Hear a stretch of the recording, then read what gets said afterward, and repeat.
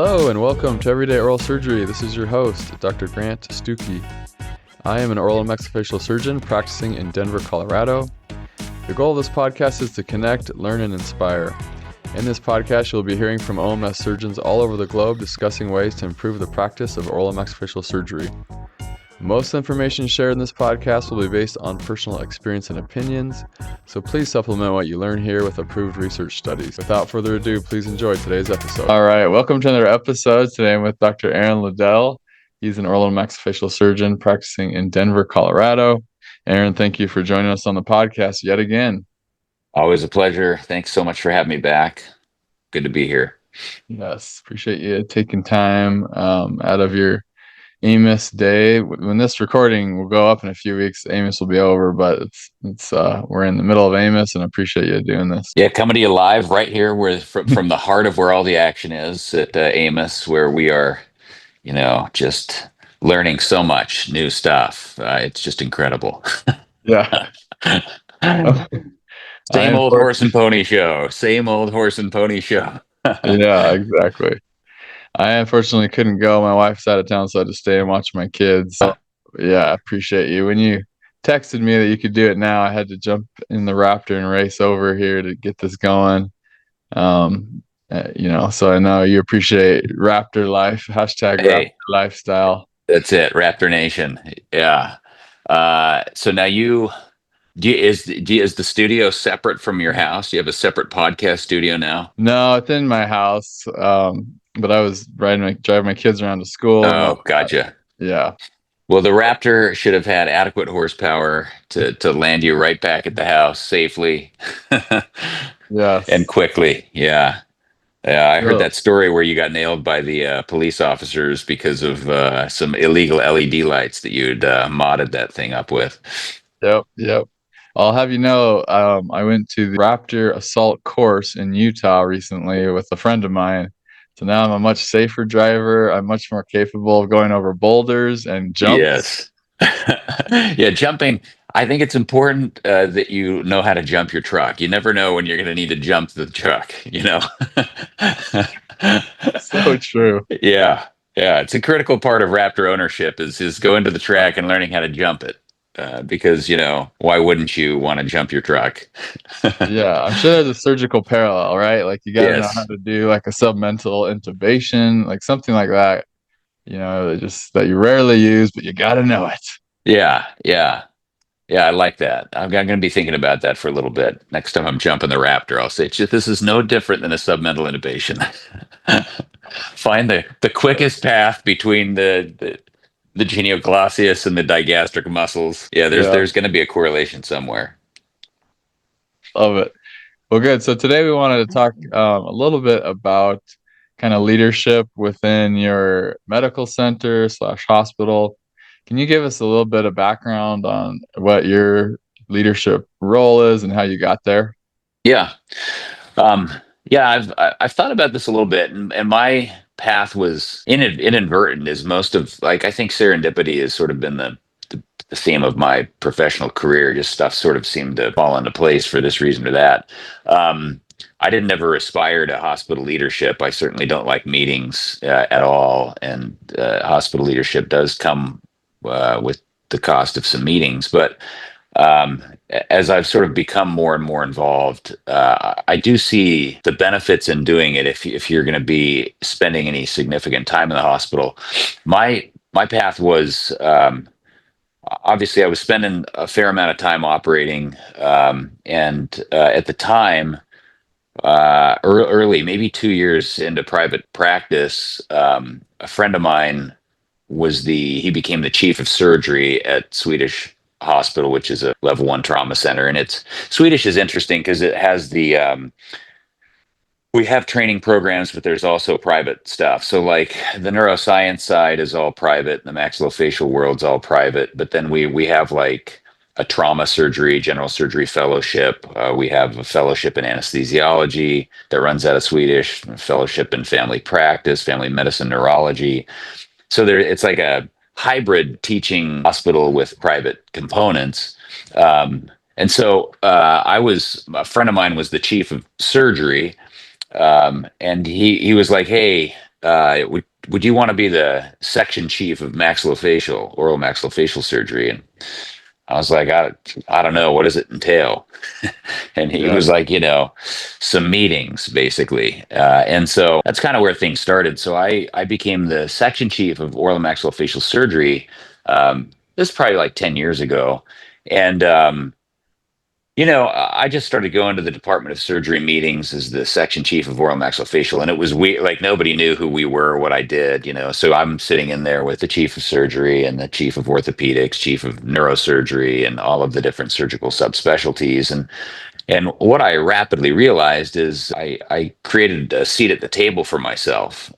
Pretty soon, you can start to lobby for yourself and your specialty. So, for example, what a lot of us struggle with as private practitioners that are trying to do trauma and whatever is, you're trying to add these cases on. We are always adding cases on at the witching hour, which is about 5 o'clock, because nobody wants to be doing a homeless free trauma care during clinic time. So you're sticking stuff off on at the end of your clinic day, and 5 o'clock is the witching hour, right? I mean, it's where there's shift changing, and all of a sudden things go into slow motion. And you get bumped from 5 to 6 to 7 to 8 to 9 to 10. It just goes on and on. Um, so what I started to realize is, when people know who you are, they're more apt to hooking you up a little bit. Because in these Department of Surgery meetings, the head of operative staffing is there, the head of the medical executive committee is there, et cetera. And pretty soon when you call, it's sort of like you call with a little cloud. They're like, oh, this is the section chief of oral and maxillofacial. Like they would start to acquiesce to some degree to your needs. But then also you start to meet hospital administrators. And so I was the section chief actually of oral and maxillofacial for like 5 years. And then they asked me to be the chief of surgery. And that to me was like sort of almost a little overwhelming, because all of a sudden you're like, I'm really not. I'm at the hospital, 2 to 3 days a week, but I'm not an employee of HCA Health One or Swedish, and I found it like a little bit intimidating, to be totally honest, to take over as the chief of surgery, because now your job as the chief of surgery is to problem shoot all of the things that you were really irritated by as a surgeon. And in addition to that, so that is to say you're involved in the build outs of the ORs, and what do we need to be more efficient. You're talking about staffing and nursing and how to work with locums people and yada yada, but also you're involved, unfortunately, in the citizenship side of things at the hospital. That is to say, like, you have the privilege of sitting down with surgeons with behavioral issues and trying to iron those issues out. And it's, you're the oral surgeon sitting down with the neurosurgeon that's been there for 15, 20, 30 years, letting them know that their behavior is unacceptable, and that, they're going to be put on a performance improvement plan or yada, yada. And that was a little bit disconcerting, to be totally honest, because you're like, I mean, this guy doesn't know who I am, and now I'm sitting down with this, you know, surgeon that everybody knows, and I'm having to curb their behavioral issues, etc. Luckily, that's not what you spend the bulk of your time with, but doing rather. But it is a big part. And then, I was the chief of surgery at Swedish for some time, and then they asked me to be the chief of staff. So that's coming up in January. So at Swedish Hospital, that path to becoming the president of the medical staff or the chief of staff is a 6-year assignment, and so you spend 2 years as the president elect. And while you're the president-elect, you're the head of the credentialing committee. So I review every application that comes through the hospital for anybody that's getting new privileges, and that's across the board, from family practice to mid-level stuff to surgery. And you run the credentials committee, so you review all of the files, look back at litigation that everybody's had. You basically look to see how fit individuals are to practice at your facility, whether they're surgeons or whether they're family practice doctors or neurologists or urologists or whatever. And you sort of run and vet that committee for 2 years. And then at the end of that 2-year cycle, you become the chief of staff, which is what will happen to me in January. And then you run the citizenship and peer committee. So that's where you're dealing with behavioral junk, but sort of running the day-to-day operations. And so with that, like I'm meeting very frequently with the chief medical. We call it the C-suite at the hospital, but basically the CEO, the COO, the CFO, the chief medical officer. You just sort of are sitting down with those people all the time and kind of looking through the logistics of how stuff runs. And that's a 2-year deal. And then the last 2 years, you're the head of peer review. The head of peer review is sort of like you sit down and look at all the complications that are ongoing at the hospital and come up with performance improvement plans and do temporary suspensions and yada yada. So, I mean, for the listener, this all sounds like crap. And it's like, why would anybody expose themselves to more meetings? But what I will say is it's taught me a lot about a side of healthcare that I didn't know existed, and that is the political side. We have the OMSPAC, the OMSPAC, the Political Action Committee.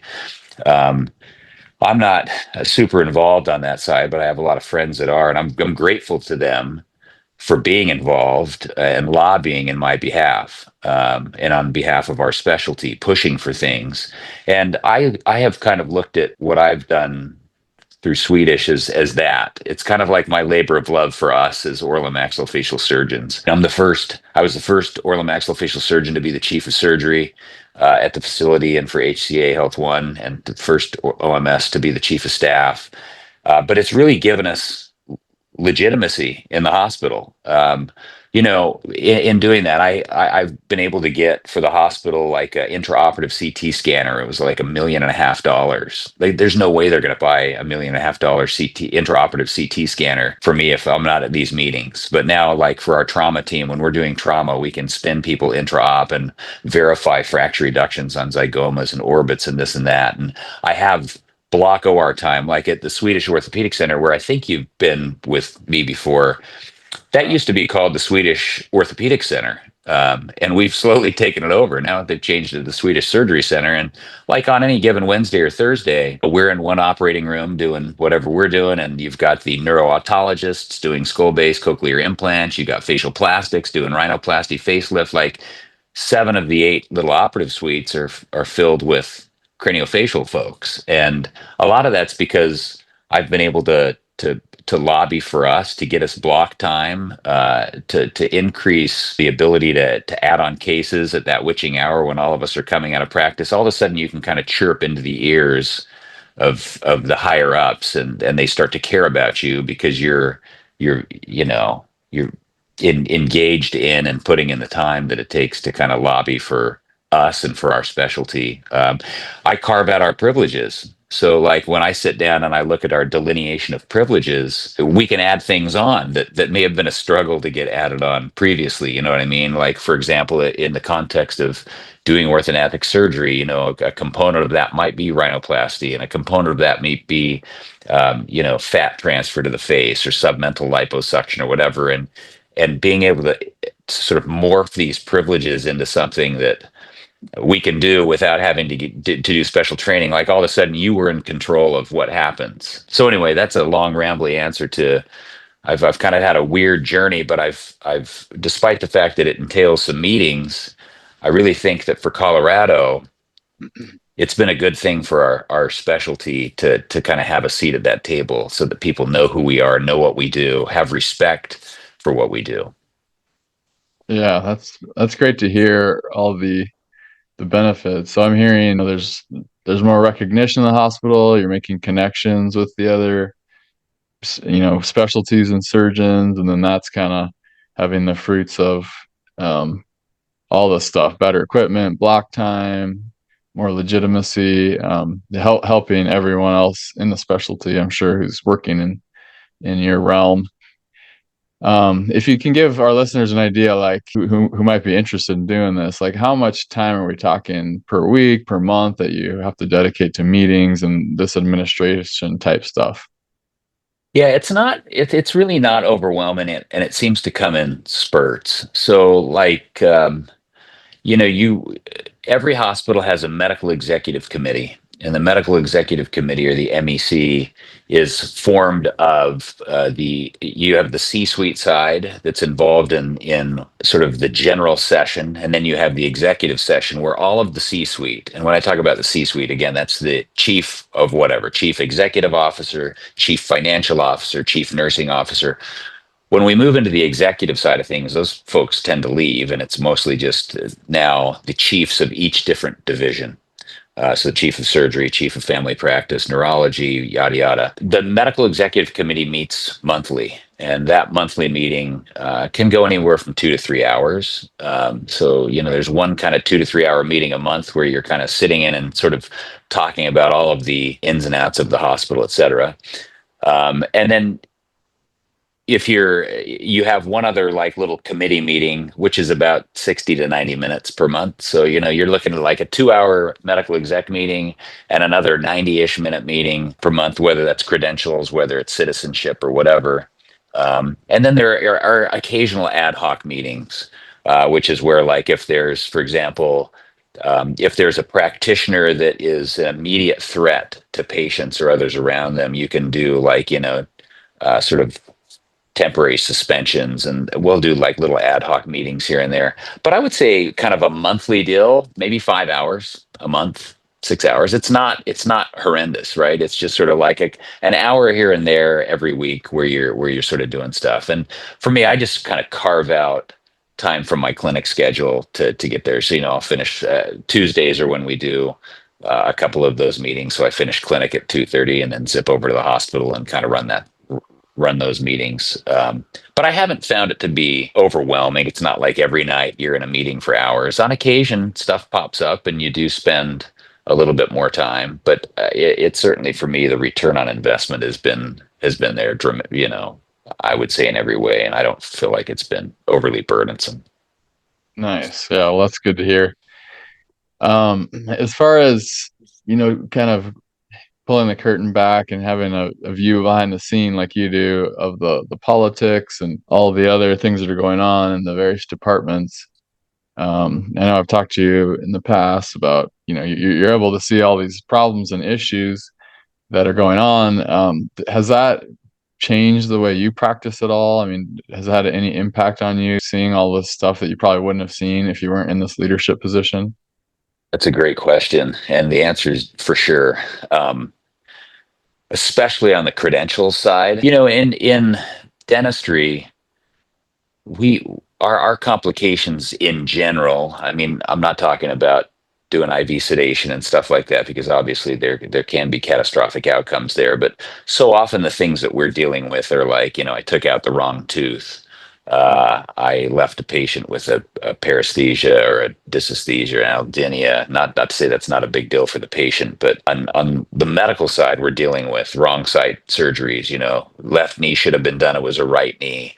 Uh, Death on the OR table, death after the OR table, like catastrophic, quadriplegism from like, a botched cervical fusion. I mean, not to say that a numb tongue is not a big deal, but when you compare that to somebody being a quad forever, or not walking again, or having a right total knee replacement when they went in for the left, or doing a Whipple on somebody when they were scheduled for a cholecystectomy, like, you just start to look at this, and it does sort of underscore the importance of doing things like timeouts. You know what I mean? These little things that seem so silly, even in the office, where you sort of sit down and say, hey, let's make sure we're all on the same page. Is this the right person that we're operating on? Have we looked at the consent form? And it just, if anything, it's really those things that we take for granted, where you're like, you just blow it off, and it's like, these timeouts are so stupid. Quick timeout, everybody. I mean, it just certainly made me much more aware of what I'm doing. Look at the timeout. Make sure that the patient's in agreement with what we're doing. You know what I mean? We had an interesting case recently where there was an issue where the the surgeon and the patient had sort of they were going into the OR with one plan, and then like the morning of the surgery, sort of like the patient was like, hey, while you're in there, can you do X, Y, or Z? But like, I think that sort of came after the patient had had a little bit of Versed on board from the anesthesia side, and that wasn't on the consent form, even though the surgeon and the patient had talked about it, and that turned into a big mess. on the backside. So again, it's sort of like it makes you, if anything, it makes you real paranoid, just about making sure that I's are dotted and T's are crossed, and that everybody's on the same page, and the likes. Because despite us doing our very best to try to minimize stuff like this, stuff creeps in. So I think it's made me um, a more thoughtful provider from the standpoint of making sure that everything is like all my ducks are in a row before we do stuff.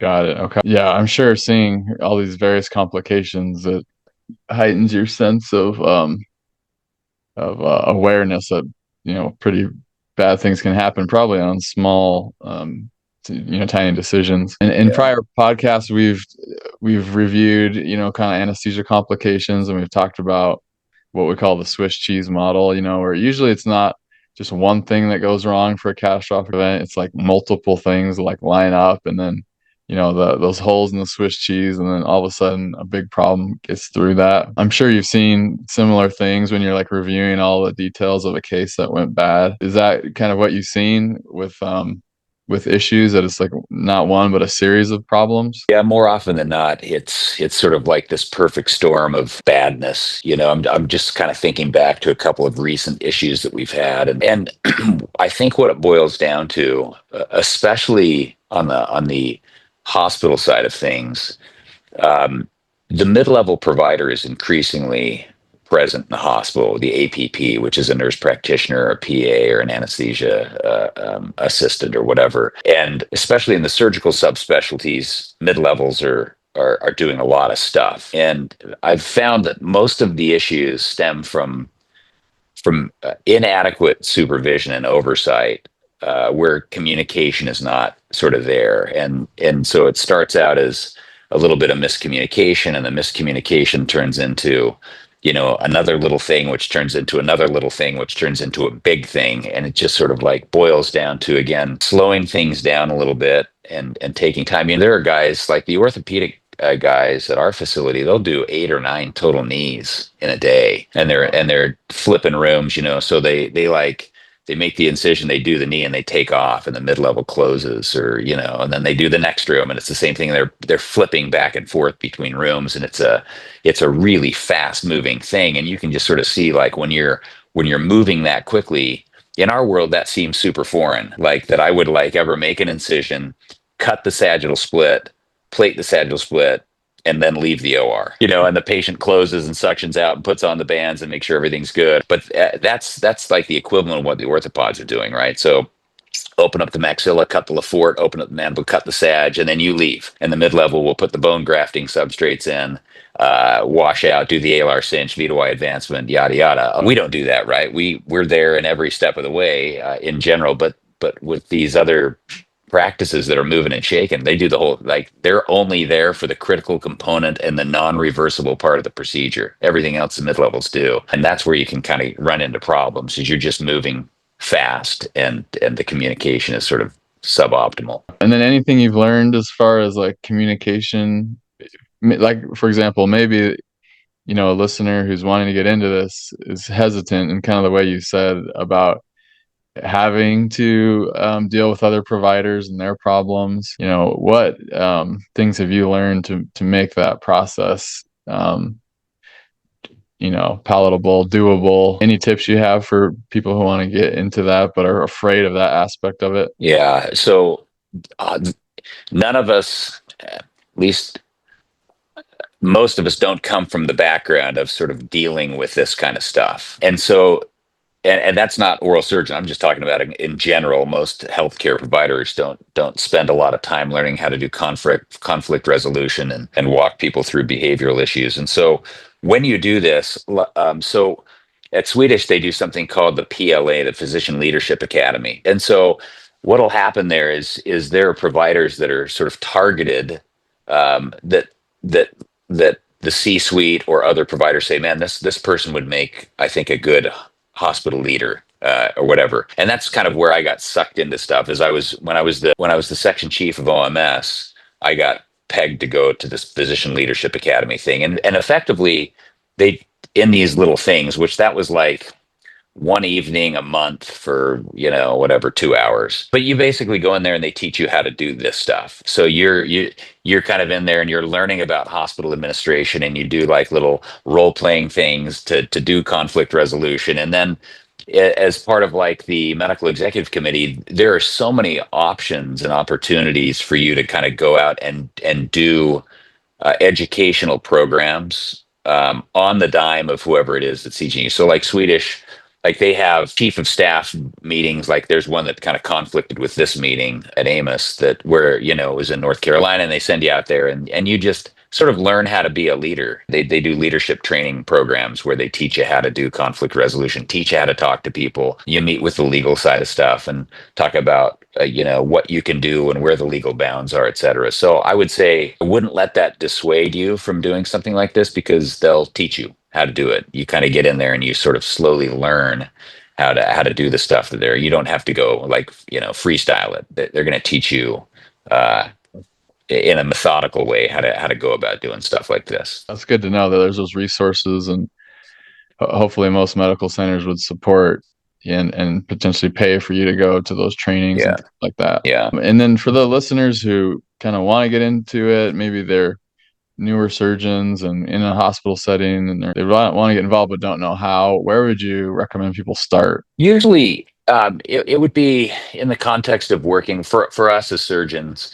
It would be just sort of working with your chief of surgery at your facility. So, not many people are like volunteering for stuff like this. You know what I mean? I think at a lot of hospitals, for example, they don't really have a section of oral and maxillofacial surgery, right? So, because I think if we're honest with ourselves, in most communities, most hospitals that are private practice hospitals don't have a robust oral and maxillofacial surgical line, right? Your robust lines are orthopedic surgery, otolaryngology, plus or minus the head and neck side, Yeah. OBGYN and urology. And they don't really know who we are. They kind of think we're dentists. We come in every now and again. There's 15 or 20 orthodontic cases that are done a year out of the facility. And when they do, they have to blow the dust off the set of instruments. And we're just not part of their day-to-day operations. And I think if you have interest in sort of being in the hospital, like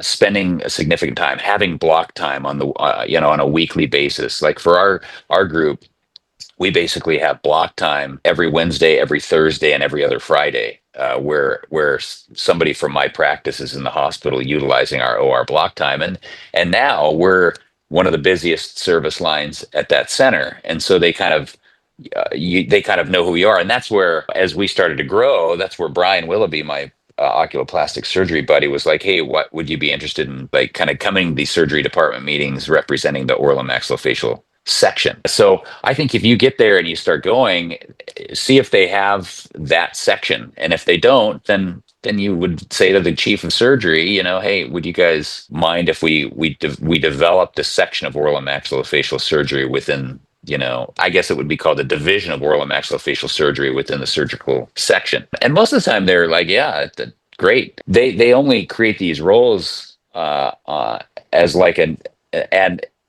what am I trying to say? They sort of create these as needed. And if you're not there, then they don't need you. But when you are there, the other thing, and you may have noticed this, is like, because we have a good history at Swedish over the last 15 years, when new surgeons come to town, and they're talking about where they want to get privileged in the oral surgery world, a lot of them want to get privileged at Swedish because they know we have some stuff going at Swedish. And they're like, hey, where do people operate here? Well, gosh, a lot of the OMS stuff is going on at Swedish. And so all of a sudden, like for me, when I was doing the oral surgery side of stuff, there's tons of new applicants that are coming through and new files that need to be reviewed, where that probably wasn't the case. What I would say to the resident that's going out, that's looking to try to build a hospital component of their practice, the first thing is find a facility and stick with that facility. In Colorado, we have the Medical Center of Aurora, we have Swedish, we have Skyridge, we have Rose, we have PSL, St. Anthony's, Parker Adventist, Porter Adventist, Littleton Adventist. And I was privileged at every one of these freaking facilities when I came out. And I was like operating a little bit at Skyridge and a little bit at Swedish and a little bit at Rose. And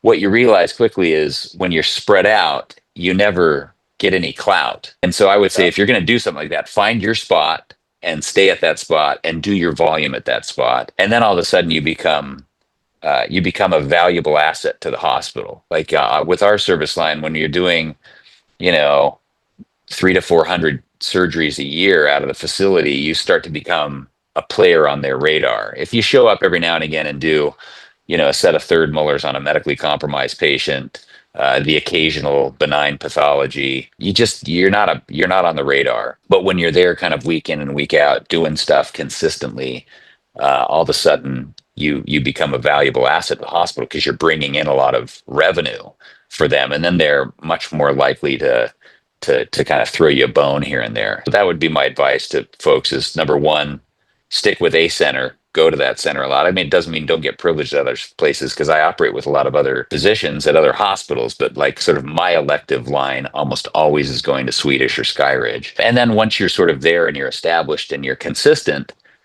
then meet with your surgical department chair and say, hey, I'd love to get a seat at the table, and sort of represent the division of OMS within the section of surgery. And then once you're there, you can kind of see the path that I've been on. Most guys and gals that do this end up using this as a sort of a springboard into being a chief medical officer at a hospital. And I've kind of let them know, like, I'm not on that path at all. Like, because when you become a CMO, you no longer practice clinical medicine. You're sort of more sort of babysitting.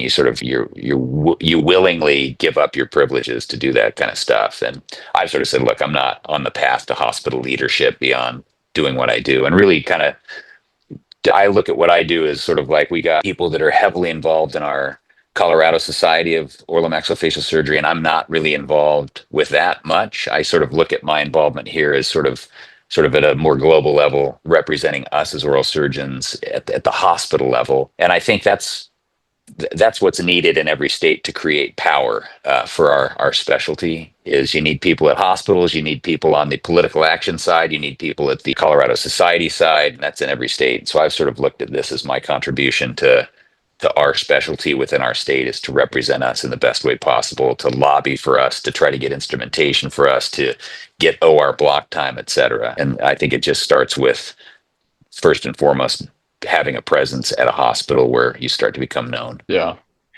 I love that. And I mean, just speaking from the standpoint of a surgeon working at, Swedish occasionally, it's so helpful that you've established that. It's kind of like a lightning rod where every other surgeon kind of wants to be there, because you've set up such a great precedence and experience for our specialty and everyone who comes in there. So awesome to have that resource available to us. Good. This has been I hope hopefully a good kind of review of some of the benefits of getting involved with hospital leadership. And it doesn't seem crazy overwhelming. Seems doable, manageable, and just a lot of good benefits can come from it. So any other comments you had about it? No, I would just encourage people to get involved, whatever that means. But it helps. I always go back to our I always call them our forefathers, but the people that came before us in oral surgery that fought so hard for legitimacy.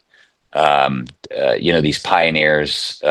David Leibold was one of my attendings, and he went to dental school, and then he went to oral surgery residency, but was also going to med school on the side. It was so different, 30, 40, 50 years ago, the way these guys did that, to fought for the ability to do their own H&Ps, to auscultate heart and lungs, and to do stuff. And as sort of, you follow the money trail, the hospital is in many cases not the most lucrative place to be. And so our specialty, just like any specialty, sort of is heavy in the stuff that reimburses well. And as we've done that, moved kind of into the dental alveolar kind of teeth and titanium realm, which have no fault for anybody that spends their days doing that, because it's, again, the surgeries are incredibly.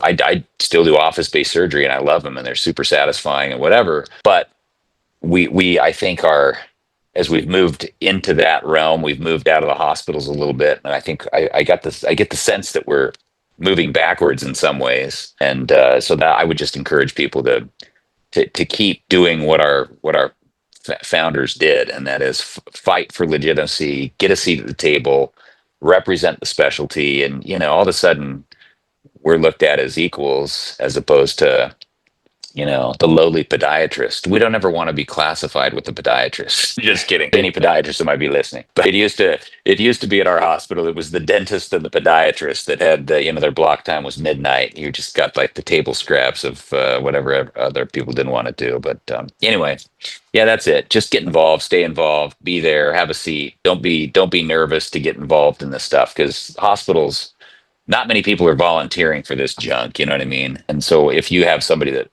willingly says, "Hey, I'd love to get involved," they're going to be all over it. They'll take you with open arms. Yeah, so awesome. All right. Well, thank you for all you do and for taking the time to run through this stuff with me. Real quick on the rapid fire questions. Have you read any good books lately, or any good wisdom you've learned? Everybody that knows me knows that I'm like a massive Peter Attia fan, as I'm sure so many people on your podcast are. So I just tend to read Out Live, his book, over and over and over, and then want to do some biohacking, life hacking. I never do. I'm a sucker for a good chocolate chip cookie, but you know I'm hoping the rapamycin I'm going to put myself on will negate the effects of the sugar.